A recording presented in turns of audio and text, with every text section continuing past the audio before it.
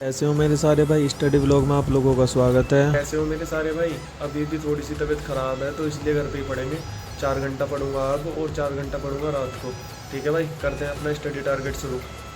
आज पॉलिटी में शुरू किया नया चैप्टर, चुनाव और प्रतिनिधित्व। ऐसी व्यवस्था में नागरिक अपने प्रतिनिधियों को चुनते हैं जो देश के शासन और प्रशासन को चलाने में सक्रिय रूप में भाग लेते हैं। इन प्रतिनिधियों को चुनने की विधि को चुनाव या निर्वाचन कहते हैं। के बाद पढ़ा भारत में चुनाव व्यवस्था। चुनाव संचालन करने की एक व्यवस्था है। इसके लिए प्राधिकार और नियम भी हैं जो बताते हैं कि क्या करे और क्या न करे। बाद पढ़ा समानुपातिक प्रतिनिधित्व के बारे में। फिर पढ़ा इजराइल में समानुपातिक प्रतिनिधित्व। इजराइल में चुनावों के लिए समानुपातिक प्रतिनिधित्व प्रणाली अपनाई गई है। वहाँ विधायिका के चुनाव प्रत्येक 4 वर्ष पर होते हैं।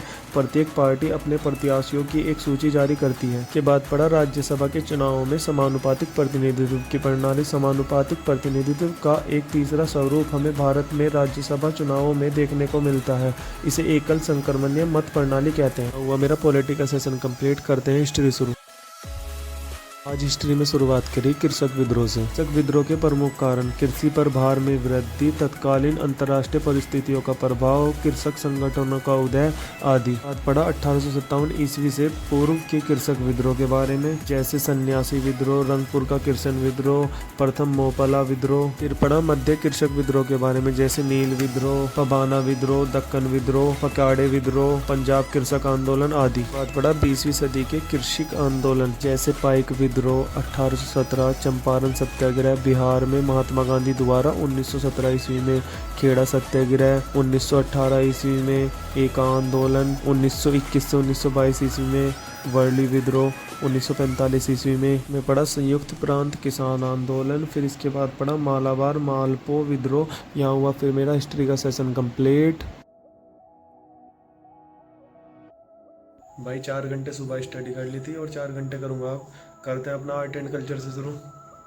आज आर्ट एंड कल्चर में शुरुआत करी राजस्थानी चित्रकला की विभिन्न शैलियों से, जैसे मेवाड़ कला शैली। यह राजस्थानी शैली का प्राचीनतम केंद्र है तथा इसके चित्र प्रायः कृष्ण भक्ति विशेष वैष्णव धर्म से संबंधित है। इसके बाद पड़ी किशनगढ़ शैली। इसमें राधा कृष्ण एवं कृष्ण की विविध लीलाओं का चित्र मिलता है। बनी ठनी नामक कलाकृति किशनगढ़ शैली में बनाई गई, जिसे राजस्थान की मोनालिसा कहा जाता है। इसके बाद पड़ी कोटा कला। इसमें मुख्यतः शिकार के दृश्य बनाए जाते हैं। राजा उमेद सिंह इसके संरक्षक थे। फिर पड़ा चोर पंचाशिका शैली के बारे में। राजस्थान में मेवाड़ में इस चित्र शैली का विकास हुआ था। चोर पंचाशिका महाकवि बिल्हन द्वारा रचित एक प्रेम काव्य है। इसमें बिल्हन ने 50 श्लोकों की रचना।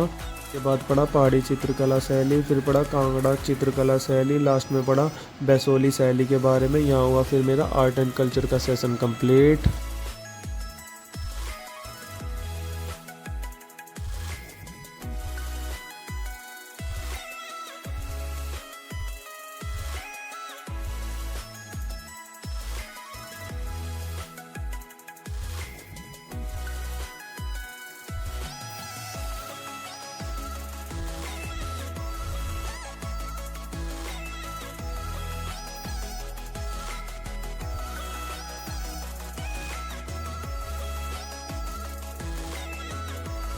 भाई आज का अपना स्टडी टारगेट हो गया कंप्लीट। और जैसे ही अपनी तबीयत थोड़ी ठीक होगी ना तो फिर मैं दोबारा से लाइब्रेरी जाना स्टार्ट कर दूँगा। ठीक है भाई, मिलते हैं नेक्स्ट व्लॉग में।